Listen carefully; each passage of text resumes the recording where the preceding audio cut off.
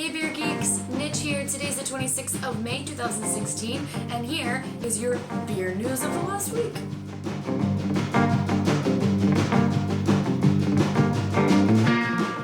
Barack Obama and Anthony Bourdain shared a meal and an ice-cold beer last week in Hanoi, Vietnam. Yeah, nice cold beer. That's good. If you're looking to soon move out of the States, as many of you may want to do after this year's presidential elections, Carnival's new ship Vista will feature the world's first at-sea brewery. In addition to the brewery, there's an IMAX movie theater and lots of attractions on the Vista to keep you and your family occupied while at sea. That's going to be expensive, though. Maybe you want to move up to Canada because they've got cool stuff going on. Every week it seems to be getting better. British Columbia reduced the craft beer tax. They're going to be dishing out an estimated about $10 million to support craft breweries. They'll also be making other economic changes to assist and support the financial health of the breweries. And there's also just so much space up there. Surprisingly, the first residential-based brewery opened in Ontario for the very first time last week. Cheers to evergreen craft ales. Refills. The Canadians also use their brewery space in cooler ways than we do. Cellist Steuart Pincombe brings Bach and beer to Toronto's Rainhard Brewing Company. I would go to that. I would totally go to that. The sound of a hit in Overwatch is made by beer. Yeah. Apparently, the team needed a way to differentiate the sound of a hit. They couldn't find a good sound that was really ringing but wasn't annoying until they heard the sound of bottles opening. Yep, that did it. Pay attention to this lady's ass, if you would please, because we'll be talking about her on Monday on my topic piece. Also, we'll be talking about this Martha Stewart Pinterester's wet dream disaster that's coming out of Florida. Thanks. That's personal opinions on that one. Beer and vaginas are old news. That's like an old topic.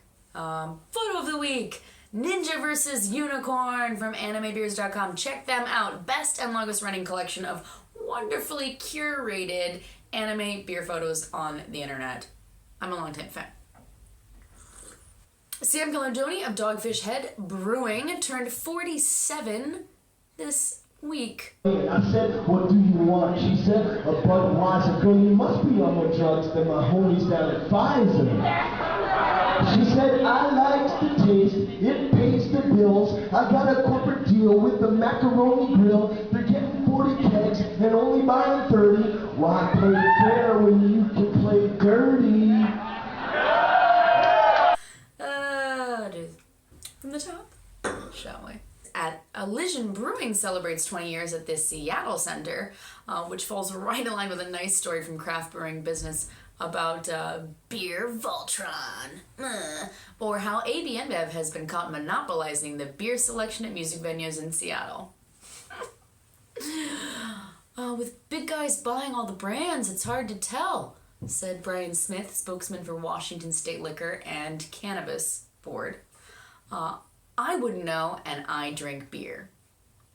No, he didn't say craft beer, indie beer, or any other true beer. Nothing. But what else you might need to know, Brian Smith, is that Ballast Point is spending some of its $1 billion buyout money to purchase a massive 259,000 square foot building in Virginia. They're going to be opening up their East Coast production facility. It'll be pretty massive.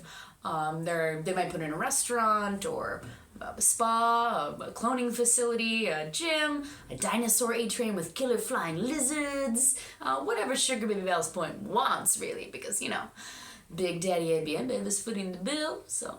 And if you are a BCS or Bourbon County Stout addict, and you've been riding the recent wave of disappointment regarding the multiple accounts of infection, well, bitch, no more.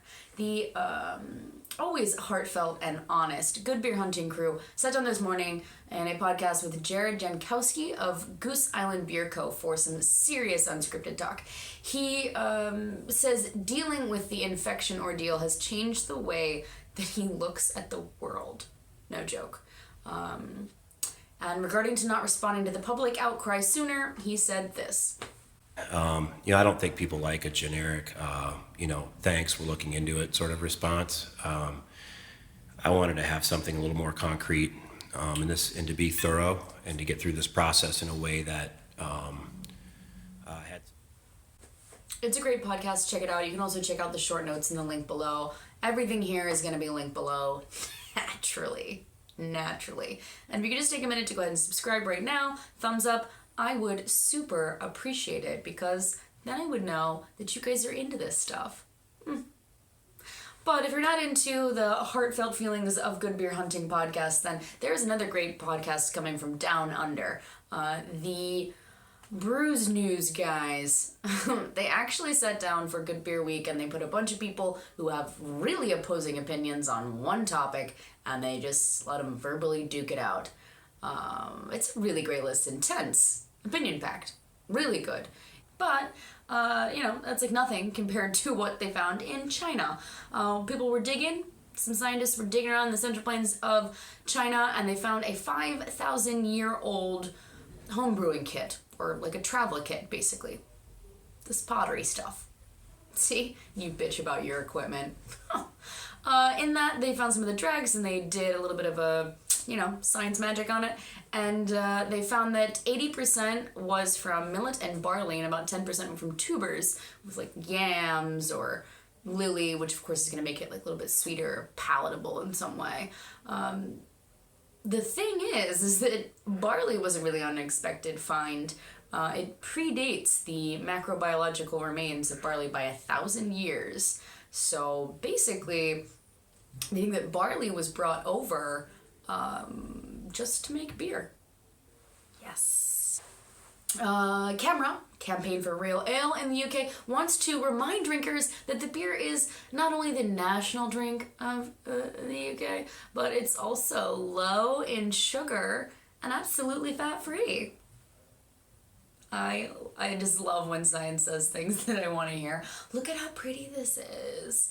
It's a roundup of medical evidence to support the nutritional and health benefits of beer. It has a nutritional breakdown of beer. It has a closer look at the scientific studies and data analysis that supports the benefits of moderate drinking, as they say. It also has social benefits of living near a pub. But seeing as how the study was based on a survey of 2,036 British adults aged 18 and plus online over 2 days in February 2016, the information is just basically useless. It's pretty skewed. But did I mention the scrolling book? It's so pretty. Send it to your mom. She'll think that your dating habits are healthy. Oh, I said drinking habits. Drinking habits. She'll think that your drinking habits are healthy. This won't help with your dating life.